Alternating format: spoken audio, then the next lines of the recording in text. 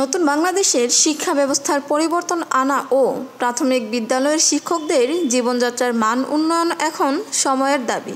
এরই ধারাবাহিকতায় প্রাথমিক বিদ্যালয়ের চাকরিরত সহকারী শিক্ষকরা তাদের ন্যায্য অধিকার বেতন কাঠামো 10ম গ্রেডে উন্নতি করার লক্ষ্যে দেশব্যাপী মানববন্ধনের ডাক দিয়েছেন।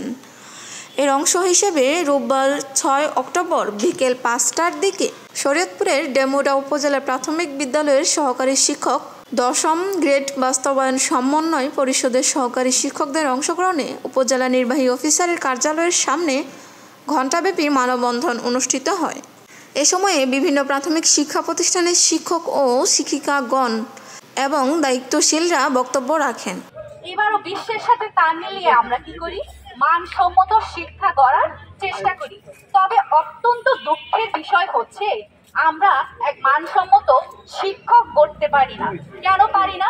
আমাদের এক বিশাল বৈষম্য আমাদের এই ডিপার্টমেন্ট। আজকে আমাদের এই রাস্তায় দাঁড়ানোর কথা ছিল না, তারপর আমরা দাঁড়িয়েছি, কারণ আমাদের এটা দাবি না, শুধু আমাদের এটা অধিকারের প্রশ্ন, মর্যাদার। অনেক বাধা বিপত্তি উপেক্ষা করে, অনেক ষড়যন্ত্রের জাল ভেদ করে ইসরাত স্মৃতি, নিউজ ডেস্ক, বাংলাপত্রিকা.com।